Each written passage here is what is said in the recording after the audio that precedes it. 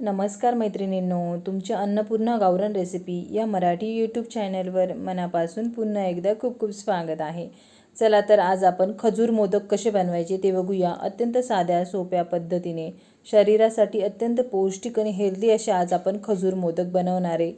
चला तर आपण आता कृतीला सुरुवात करूया। हे बघा, आपण खजूर घेतलाय, खजुरामधल्या बिया काढून घ्या। या पद्धतीने बिया काढून घेतल्यानंतर एका प्लेटमध्ये घेतलाय, एका मिक्सरच्या भांड्यामध्ये टाकून घेऊया। त्याच्यामध्ये आता आपण पोह्याचे 2 ते 3 चमचे इतकं तूप घालून घेऊया व याला दळून घेऊया। या पद्धतीने दळून झाल्यानंतर आता एका प्लेटमध्ये काढून घेऊया।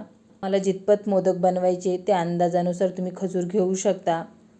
एक पॅन घेतलाय, गरम होण्यासाठी ठेवलाय। त्याच्यामध्ये आता आपण सुका खोबऱ्याचा किस घेऊया। तुमच्याकडे जे बी खोबरं असेल त्याचा घेतला तरीही चालेल।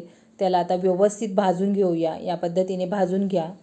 भाजून झाल्यानंतर त्याला आता काढून घेऊया। हे बघा, आता आपण काजू घेतले, बदाम घेतले, त्याला पण घालून घेऊया आणि व्यवस्थित भाजून घेऊया। तुमच्या आवडीनुसार तुम्ही त्याच्यामध्ये ड्रायफ्रूट्स वापरू शकता। भाजून झाल्यानंतर एका मिक्सरच्या भांड्यामध्ये टाकून घेऊया व त्याचं पण वाटण करून घेऊया। या पद्धतीने करून घ्या। दळलेले काजू बदाम खोबऱ्याच्या मिश्रणामध्ये टाकून घेऊया। थोडी वेलची पूड टाकूया, मिक्स करून घेऊया व त्याच्यामध्ये आता आपण साजूक तूप घालूया। तूप हे आवर्जून जास्त वापरा, त्याने हे मोदक खायला खूपच छान लागतात। या पद्धतीने घालून घ्या आणि व्यवस्थित मिक्स करून घ्या। मिक्स झालेलं मिश्रण आता आपण जो बी खजूर दळून घेतलाय त्याच्यामध्ये आता आपण टाकून घेऊया। त्याला व्यवस्थित मिक्स करून घेऊया। याच्यामध्ये आपण साखर किंवा गुळाचा अजिबात वापर केलेला नाहीये।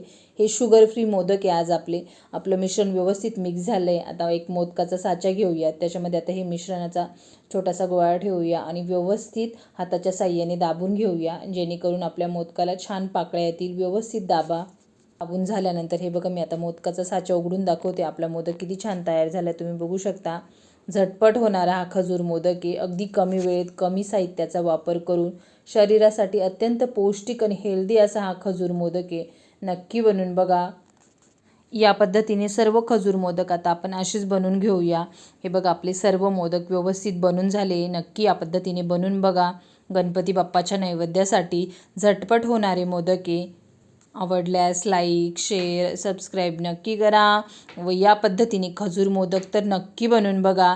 चला तर भेटूया अशाच एका नवीन पुढच्या रेसिपीसोबत।